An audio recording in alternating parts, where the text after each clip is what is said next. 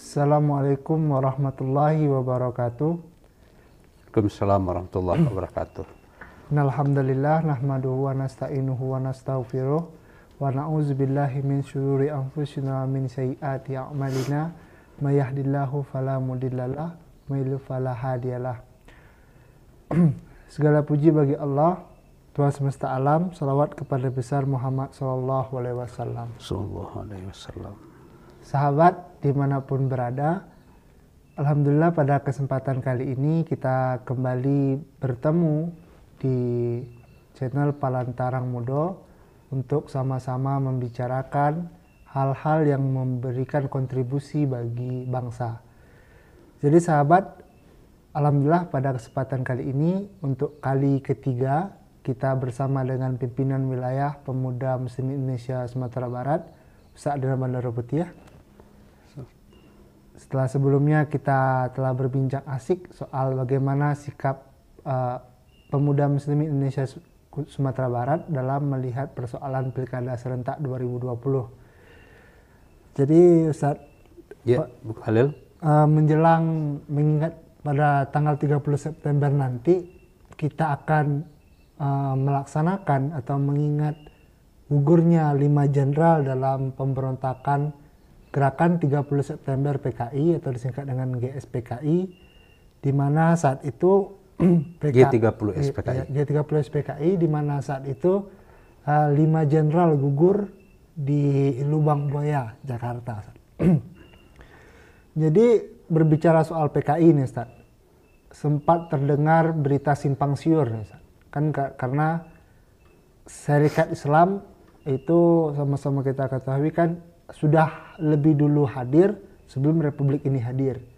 Jadi banyak dari kader-kader atau dari anggota Syarikat Islam itu yang memiliki corak pemikiran yang beragam, karena Cokro Aminoto kan sama-sama kita kenal sebagai guru bangsa. Jadi dari berita simpang siur tadi Ustadz sempat terdengar bahwa benarkah atau benar nggak sih PKI itu sebenarnya lahir dari rahim Syarikat Islam atau Syarikat Islam yang melahirkan PKI? Oke, Bung Khalil. Ini pertama-tama puji syukur kepada Allah Subhanahu wa taala. Salawat dan salam buat junjungan Nabi besar Muhammad sallallahu alaihi wasallam. Ini tema yang menarik. Jadi memang ada informasi yang simpang siur, kemudian ada pembicaraan-pembicaraan yang saya ikuti juga di grup WA yang menyebutkan bahwa PKI itu lahir dari rahimnya Syarikat Islam. Ini adalah informasi yang salah ya, informasi yang salah karena ketidakpahaman dari orang yang membuat statement, ketidakpahaman dari orang yang membaca yang tidak mungkin cukup referensi, atau juga tidak membaca sejarah, mungkin hanya mendengar informasi cerita dari pihak-pihak lain gitu ya. Syarikat Islam tidak pernah melahirkan PKI. Tidak pernah. Tapi orang-orang yang ada di Syarikat Islam kemudian berafiliasi atau akhirnya bergabung dengan PKI, iya. Jadi PKI itu bukan dilahirkan. Kalau dilahirkan berarti di situ ada mekanisme organisasi, ada keputusan organisasi, dan tidak ada di Kongres Syarikat Islam dulunya ataupun sampai sekarang pernyataan bahwa Syarikat Islam melahirkan PKI. Ini harus kita jelaskan dulu. Tapi orang-orang yang pernah bersentuhan, berdinamika atau berproses di Syarikat Islam itu mendirikan PKI, benar. Nah, jadi kita melihat bahwa di masa pergerakan itu dulunya, syarikat Islam itu mendapatkan dukungan dari rakyat itu karena pemerintah kolonial yang tidak adil, merendahkan harkat martabat, hilangnya nilai-nilai kemanusiaan, dan syarikat Islam mendapatkan dukungan yang besar. Artinya adalah jumlah anggota syarikat Islam itu mencapai 2,5 juta. 2,5 juta Orang pada masa itu. Dan Pak Cokro itu termasuk orang yang tidak mau mengambil jalan yang konfrontatif atau mengambil cara-cara yang radikal dalam berhadapan dengan yang konfrontatif itu, maksudnya sangat radikal sampai bentrokan senjata atau fisik dengan pemerintah kolonial Belanda. Dan pilihan-pilihan Pak Cokro itu lebih konfrontatifnya lebih kepada jalur-jalur damai, tapi tetap memberikan perlawanan terhadap pemerintah kolonial. Nah, ketika itu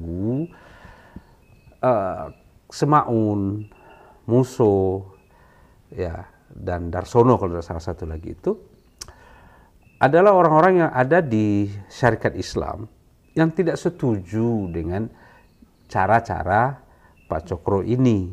Dia termasuk kelompok yang garis keras di dalam tubuh syarikat Islam. Nah, dalam perjalanannya kan dalam sejarah itu disebutkan ada datang tokoh yang membawa ajaran komunis yang namanya Sneflis. Dan cara-cara perlawanan yang diberikan oleh komunis itu diterima oleh Semaun, Musso, dan kawan-kawan, dan itu dianggap lebih efektif daripada cara-caranya syarikat Islam menghadapi pemerintah kolonial Belanda.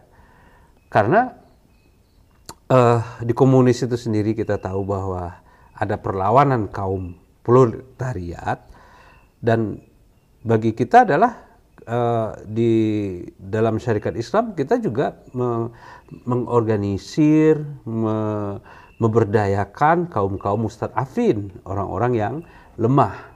Nah, disitulah akhirnya terjadi perbedaan pendapat, dan akhirnya ya Semaun, Musso mendirikan Partai Komunis. Dan ketika itu Pak Cokro termasuk orang yang orang yang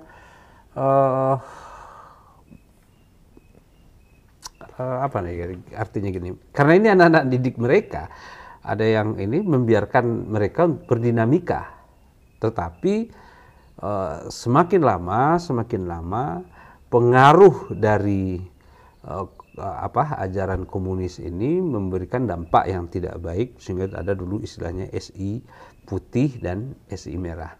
Dan akhirnya di Kongres Semarang kalau saya tidak salah itu mereka-mereka ini dipecat, dan itu bukan bahagian dari syarikat Islam. Itu clear, jelas. Jadi bukan syarikat Islam yang melahirkan komunis, tetapi orang-orang dari syarikat Islam yang akhirnya mendirikan Partai Komunis. Saya iya, itu tidak bisa kita pungkiri, itu fakta sejarah, tapi bukan syarikat Islam. Oh, berarti sama-sama kita garis bawahi, Ustadz, bukan syarikat Islam yang melahirkan komunis, akan tetapi orang-orang dalam syarikat yang pernah bergabung atau bersatu dengan syarikat Islam lah yang kemudian mendirikan komunis. Partai Komunis itu. Partai Komunis. Berbicara soal komunis, Ustadz, komunis itu kan seperti lambang perlawanan ketidakadilan. Contohnya logo mereka itu kan kapak dan palu arit. Itu identik dengan bukan kapak, palu.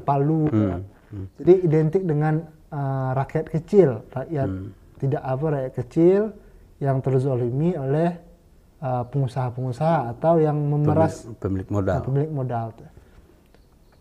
Bisa nggak kita katakan bahwa sebenarnya perjuangan syarikat Islam itu lebih terwariskan kepada mereka-mereka yang bergabung dengan PKI atau yang masih bertahan dengan syarikat Islam? Kan syarikat Islam juga berbicara soal memerdekakan rakyat kecil, kemerdekaan umat. ya. Bisa nggak kalau kita katakan sebenarnya perjuangan syarikat Islam itu lebih terwariskan ke mereka-mereka yang bergabung di PKI? Ya, kita kan mungkin ada beda dalam garis perjuangan, walaupun sebetulnya prinsipnya dalam tanda petik ya, ada kesamaan, objeknya sama gitu ya. Artinya bagaimana membebaskan dari ketidakadilan, bagaimana menegakkan keadilan itu, menegakkan nilai-nilai humanisme itu, dan seterusnya.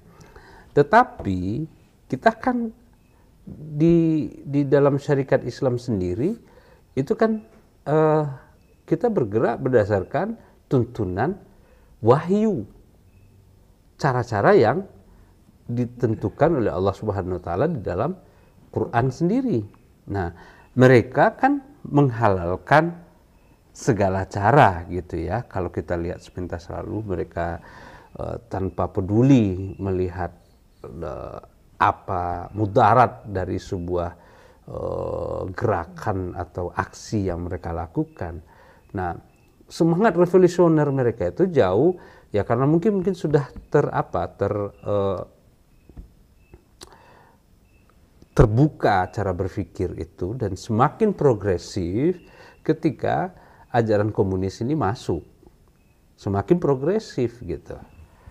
Itu mungkin gitu. Jadi bisa jadi bahwa memang semangat progresif itu sudah ada di syarikat Islam, kemudian menjadi lebih progresif lagi ketika komunis masuk gitu. Dan ya kenapa artinya kita melihat kan 1926 dalam sejarah itu tercatat ada pemberontakan komunis yang pertama di Silungkang, Sumatera Barat. Dan Pak Cokro tidak menginginkan hal-hal yang demikian. Jangan sampai ada terjadi pertumpahan darah atau terjadi melakukan ini. Tapi bagaimana mendorong bahwa pemerintah Belanda itu sadar ya, cara-cara ini kan sejak dari seluruh ciri gerakan nasionalis kita itu, apakah itu yang bercirikan yang dilakukan oleh syarikat Islam atau kelompok nasionalis lainnya, kan tidak ada yang sifatnya konfrontatif. Semua adalah melalui jalur pemikiran, jalur-jalur diplomasi, jalur-jalur yang seperti itu gitu. Itu Bung Khalil. Jadi Ustadz, berbicara soal komunis, apalagi menjelang 30 September nanti, tentu di media sosial atau dimanapun kan banyak itu, awas komunis, hati-hati dengan komunis ya. Tapi kan sebenarnya apalagi setelah semasa Orde Baru, komunis itu kan betul-betul hal yang terlarang ya. Bahkan sampai hari ini juga masih membicarakan komunis dianggap tabu gitu. Sebenarnya komunis itu bagi Ustadz ya, yang selaku kader dari syarikat Islam, melihat komunis itu sebenarnya apa sih komunis? Kita harus melihat komunis dalam sebuah gerakan politik, kemudian komunis di dalam sains, ilmu pengetahuan. Itu berbeda. Komunis dalam sebuah gerakan politik itu menurut saya kita tidak bisa menerima itu. Ya kan? Kenapa? Karena memang kita sudah sepakat. Dia sangat bertentangan dengan nilai-nilai yang ada. Nah, kenapa rakyat ini atau misalnya ketika bahwa komunis ini belum bisa diterima atau mungkin tidak akan bakalan diterima karena ada catatan-catatan sejarah yang luar biasa yang terjadi. Kan peristiwa-peristiwa itu kan bukan hanya peristiwa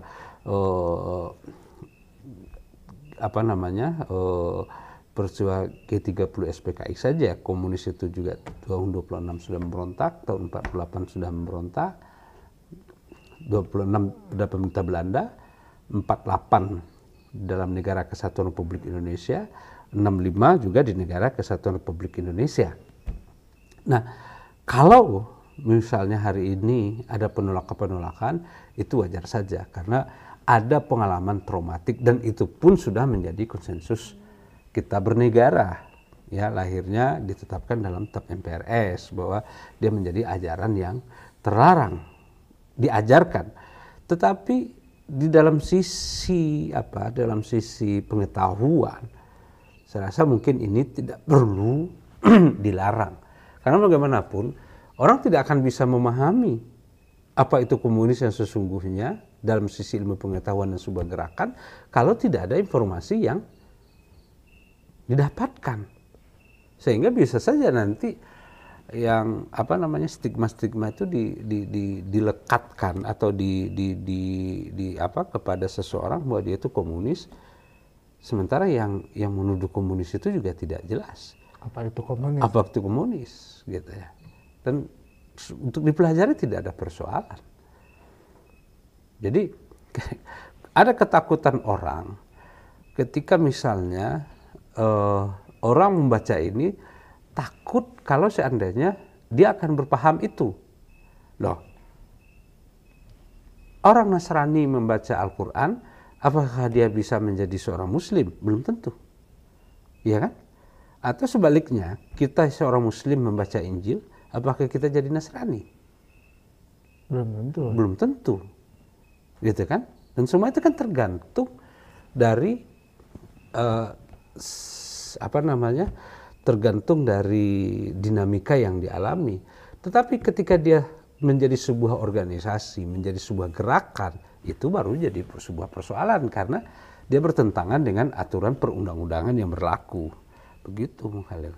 Berarti jika seandainya komunisme itu dijadikan sebagai bukan sebagai bahan ajaran untuk mengajak orang berpaham komunis, tapi untuk lebih mengetahui apa itu komunis sehingga lebih waspada atau wanti-wanti terhadap paham komunisme, kan berarti itu sah-sah saja. Ya, kalau menurut pendapat pribadi saya sah saja, tidak ada masalah. Berarti memang harus betul-betul sebelum kita mengatakan bahaya komunisme, berarti lebih dulu mengajak tahu apa itu komunisme dalam artian untuk lebih paham lagi nanti bahaya yang muncul komunisme. Karena kan kita itu saat ini kan dipasok dengan informasi-informasi yang sepotong-sepotong. Bukan hanya soal komunis misalnya, di dalam tubuh Islam sendirilah misalnya. Kita nggak boleh dipertentangkan Syiah dengan Ahli Sunnah wal Jamaah, dipertentangkan dengan Ahmadiyah. Kan tidak ada yang menjelaskan atau referensi yang didapatkan Syiah itu seperti apa sih sebetulnya, ya kan? Atau Ahmadiyah itu seperti apa sih sebetulnya? Kan begitu. Kan semua orang itu kan punya daya analisis, kemampuan untuk bisa membedakan mana yang benar, mana yang salah. Kan begitu. Nah, ketika informasi ini ditutup, kita kan tidak bisa membaca. Ini gerakan ini orang-orang ini ngumpul, ini sebetulnya gerakannya sudah sama dengan gerakan komunis. Nah, kenapa kita bisa mendeteksi itu? Karena kita punya pengetahuan tentang bagaimana komunis gerakan itu. Tapi kalau seandainya kita nggak dikasih tahu, kita tidak mengerti, tidak paham tentang gerakan itu sendiri, gimana? Ya kan? Masyarakat bisa tahu kalau ini enggak, ini sesuatu yang tidak benar gitu. Dan ini kan harus kembali kita lihat bahwa satu sisi dia sebagai pengetahuan, sebagai ilmu pengetahuan, sebagai itu menurut saya tidak terlarang gitu. Tetapi ketika dia diformulasikan menjadi sebuah gerakan, nah ini baru menjadi persoalan. Oke, Ustaz. G30 SPKI ya sebentar lagi. Sebenarnya bagi pemuda muslimin ya, melihat G30 SPKI ini dalam dalam artian seperti apa? Misalnya kan ini kan setiap tahun kita peringati, setiap tahun, bahkan sebagai ritual tahunan nanti akan tanggal 30 mungkin akan ramai-ramai nonton film G30 SPKI. Sebenarnya bagi pemuda muslimin melihat G30 SPKI ini seperti sebagai untuk kembali mengingatkan bahaya komunis, atau seperti apa sebenarnya G30 SPKI ini harusnya dijadikan Ya, sekali lagi kan kita diributkan ini tentang boleh menonton atau tidak, ya kan? Dan ini kan baru dulu setelah reformasi pun juga boleh saja kan kita nonton, ya boleh saja menonton. Dan film itu juga tanpa harus ditonton di tanggal 30 September pun kan masih bisa ditonton lewat YouTube atau dari sumber-sumber yang lain gitu ya. Tetapi kenapa dia menjadi diributkan? Karena memang kita lihat di sini ada motif-motif politik, ada kepentingan-kepentingan tertentu di balik ini. Namun di balik itu semua, kita melihat dari sisi mana. Untuk penilaian ini kita melihat dari kacamata mana, sisi mana. Sebagai sebuah pelajaran sejarah, pengetahuan sejarah, menurut saya tidak ada persoalan, ya kan? Tidak ada persoalan, karena mengingatkan kembali betapa sebetulnya ini kejadian di dunia, 5 jenderal yang terbunuh satu malam itu hanya di Republik ini, belum ada itu di dunia manapun gitu ya, di belahan dunia manapun 5 jenderal semalam loh, nggak ada. Nah, tapi apakah ya kalau satu sisi mengatakan ya sudahlah,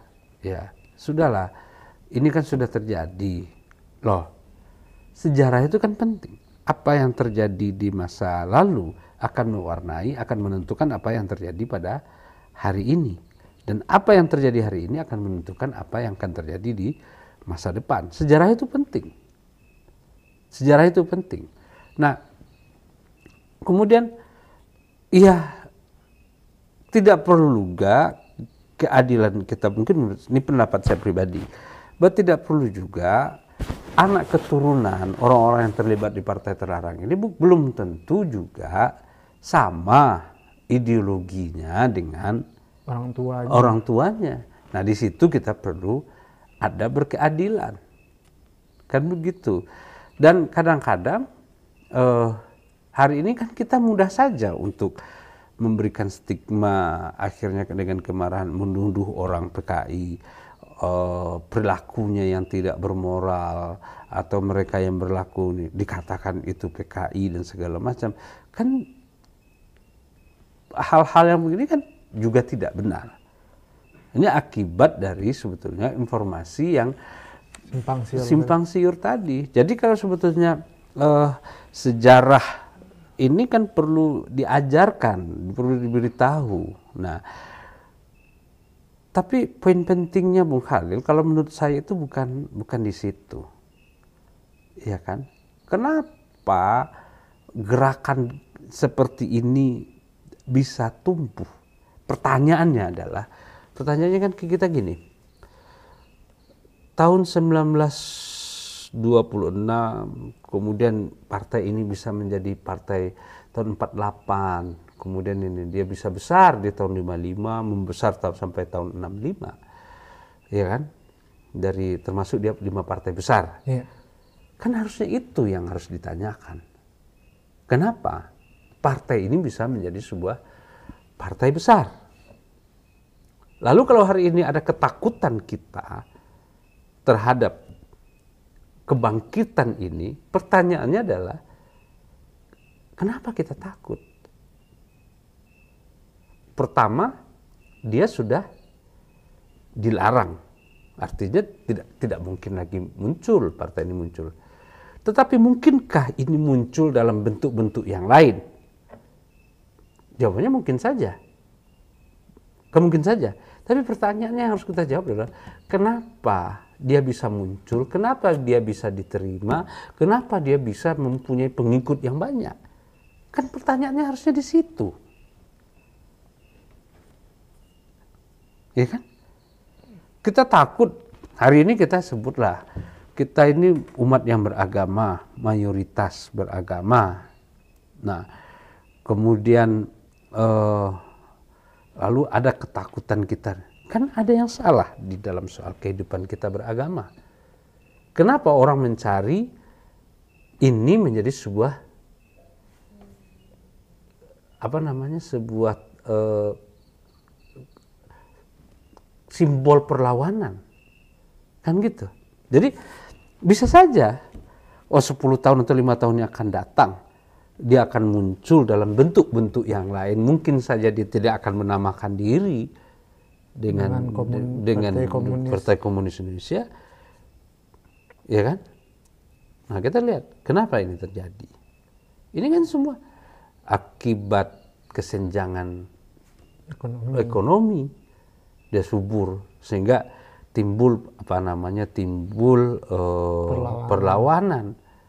Nah, semakin luas jurang pemisah antara si kaya dengan si miskin, dan itu akan muncul gerakan-gerakan serupa, dan kemarahan itu, ketidakpuasan terhadap sistem yang ada, yang kita misalnya, kalau selama ini kita mendengungkan negara ini adalah negara Pancasila, lalu nilai-nilai Pancasilanya tidak ada, prakteknya itu terjadi mulai dari pemerintahan sampai ke bawah, pemerintahan yang terbawah, tidak ada keadilan, tidak sama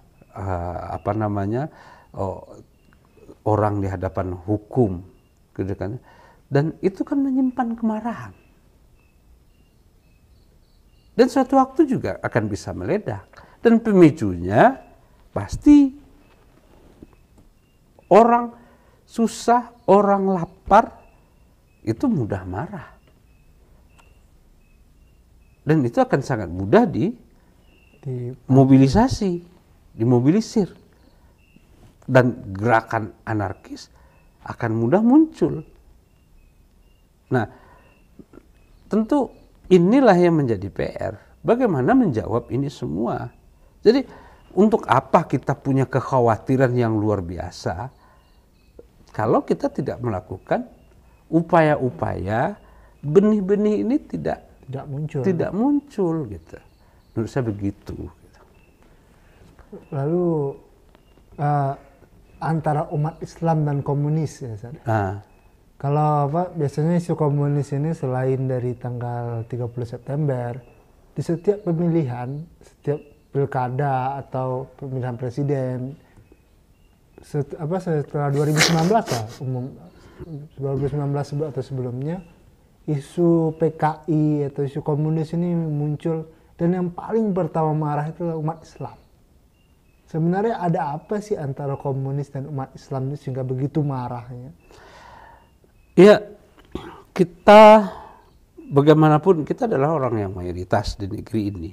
Yang menjadi korban mayoritas juga umat Islam. Kalau umat Islam itu marah, itu wajar saja. Kita tidak ingin menyebutlah artinya bagaimana para kiai dan segala macam itu di Jawa yang dibunuh. Kemudian bagaimana kesewenang-wenangan dari kelompok ini dulunya, kan begitu ya. Lalu timbullah rasa amarah yang luar biasa karena memang ketidakberdayaan, karena pemerintah sendiri ketika itu diam, ya kan ketidakadilan gitu. Dan itu yang muncul gitu ya. Nah, tapi menarik sebetulnya dua hal di Republik ini. Menurut saya kita cermati, ini yang jadi mainan ini kan hanya dua saja selalu muncul. Kalau tidak PKI, teroris. Tengok aja lah bergantian terus menerus. Selesai cerita PKI muncul lagi soal teroris. Kemudian habis cerita teroris muncul lagi cerita PKI. cerita komunis, iya kan? Kan gitu. Nah, ini juga ada kesengajaan untuk membiarkan tidak ada klarifikasi. Misalnya 2019 diisukan atau sebelumnya 2014 ya, Ya. Presiden Jokowi 2019 Presiden Jokowi sampai pertama kali muncul itu kan isu PKI dan segala macam, tapi itu kan tidak pernah ada diklarifikasi oleh negara. Harusnya kan ini jelaskan, tidak benar itu isu tentang ini dan ini harus dijelaskan gitu ya. Nah, rasa keingintahuan publik yang tidak terjawab, ya kan, yang tidak terjawab ini menjadi semacam gelombang yang terus menjalar, bergerak gitu ya, dan sampai sepengetahuan saya sampai hari ini rasanya belum nggak ada itu dijawab. Tapi kalau misalnya kita katakan umat Islam dimanfaatkan dengan isu PKI, Ustaz sepakat? Bisa jadi. Bisa jadi. Kenapa? Karena kan gini,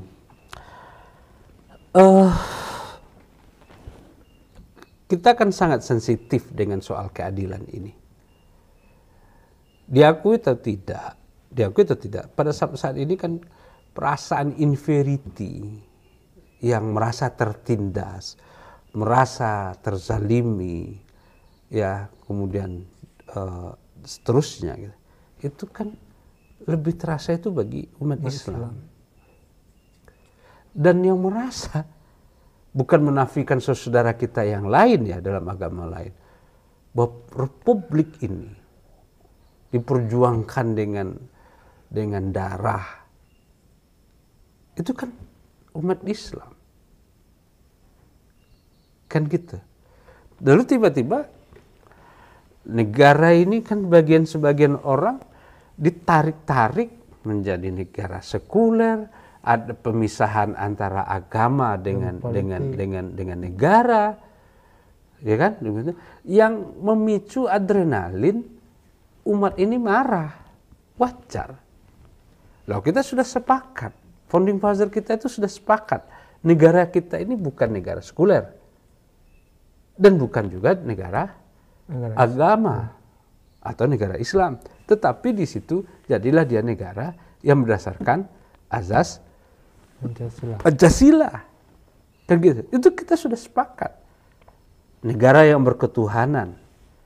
Kita sudah sepakat di situ. Tapi ini kan ada kepentingan-kepentingan yang ditarik-tarik. Ya kan, tidak menginginkan, ya mungkin bisa jadi dari luar, bisa jadi dari dalam sendiri, atau agen-agen yang bekerja untuk itu. Yang mungkin juga bisa menginginkan republik ini tidak utuh kan. Bisa saja itu terjadi. Terakhir Ustaz, sebenarnya masih banyak yang kita bahas soal komunisnya. Pemuda muslimin, bagaimana pemuda muslimin menyikapi komunisme ini dan mengisi dalam peringatan G30 SPKI nanti? Yang pertama, kita dari pemuda muslimin tentu sepakat dengan keputusan negara melarang tidak memberikan izin terhadap gerakan politik yang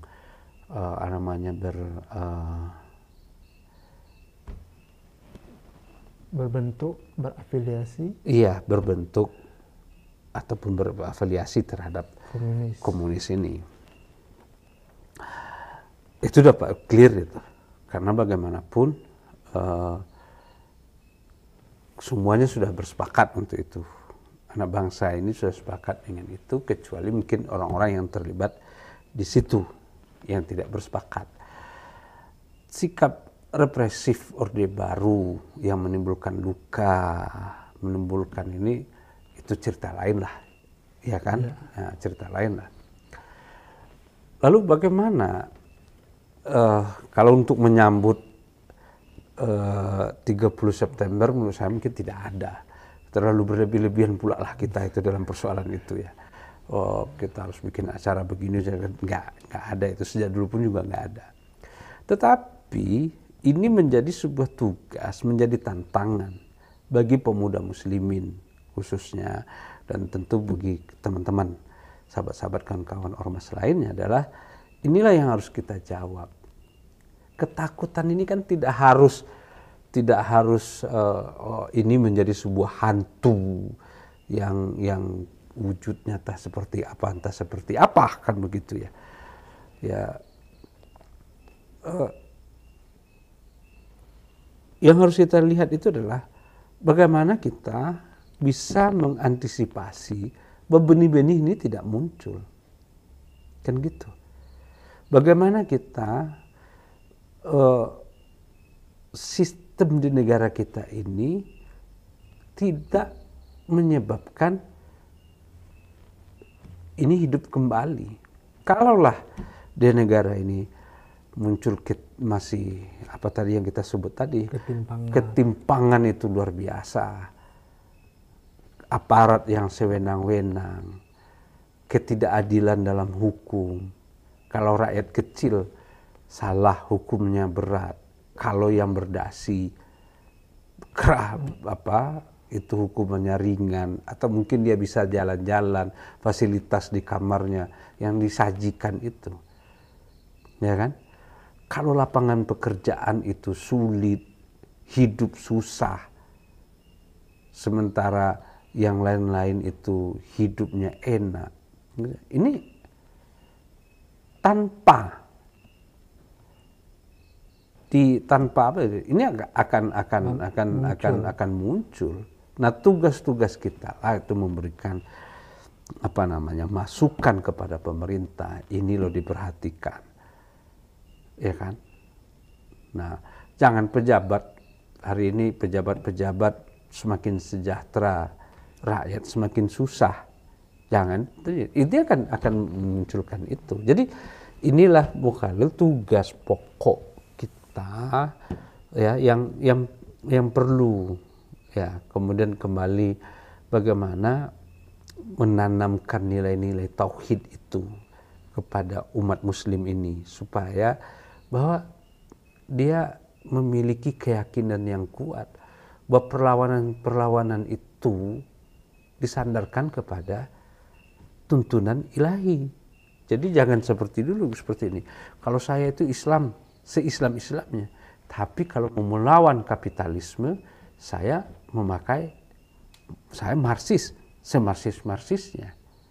Kan gitu. Islam sendiri juga punya metodologi untuk itu, sikap-sikap yang jelas untuk itu. Kan kita saja umat Islam yang tidak mau membuka. Iya, dan tidak menggali. Iya kan? Tidak menggali, karena selama ini pemahaman kita soal Islam ini ya kebanyakan itu kan hanya sebagai ibadah mahdah saja ya, sudah naik haji, sembahyang, salat, puasa, zakat, gitu kan, umrah, yang pergi umrah. Kita melihat bahwa umat ini misalnya hari ini mulai kehilangan kepedulian. Yang lucunya itu adalah apa yang terjadi di tempat lain, kita lebih peduli. Tetapi tetangga sebelah, anaknya yang tidak sekolah, anaknya yang tidak mendapatkan pendidikan ini, kita nggak peduli. Hidup bertetangga kita tidak akur, tidak peduli. Tapi lucunya kita lebih peduli apa yang terjadi di luar sana. Sebutlah satu sisi ya, saudara kita di Palestina misalnya, itu perlu kita selamatkan, betul, kita sepakat. Tetapi kan tetangga sebelah rumah gimana? Kan begitu. Kalaulah semua kita bertetangga itu peduli satu sama lain, ya kan, saling mengetahui satu sama lain, nah kan terjadi ini.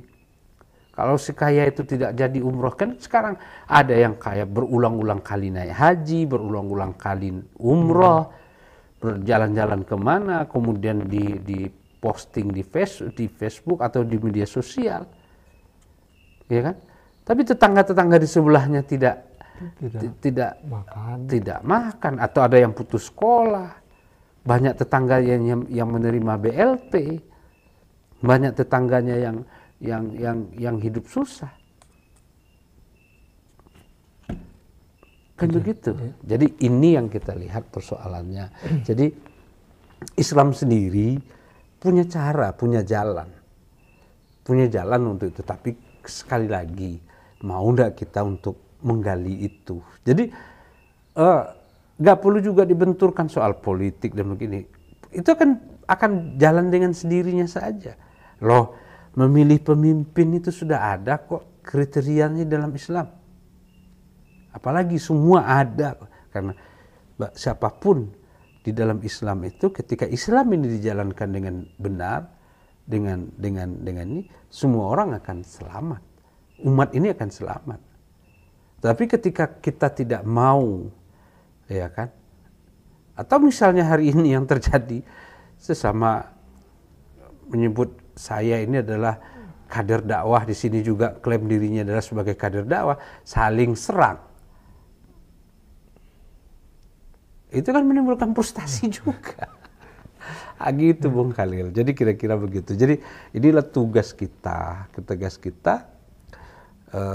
untuk apa? Untuk mendidik rakyat, mendidik umat ini, termasuk mendidik diri kita sebagai kader. Karena itulah makanya penting kita itu harus berlandaskan setinggi-tinggi ilmu. Jadi tidak mudah menyimpulkan, tidak mudah untuk artinya memiliki kesimpulan sendirilah gitu ya. Gitu mungkin kali-kali. Terima kasih Ustaz. Sebenarnya masih banyak kalau kita bahas satu persatu soal komunisme, soal Islam, soal negara itu masih banyak, tapi sekali lagi karena keterbatasan durasi maka kita cukupkan dulu sampai di sini. Mungkin kesempatan lain kita bisa kembali sharing, diskusi.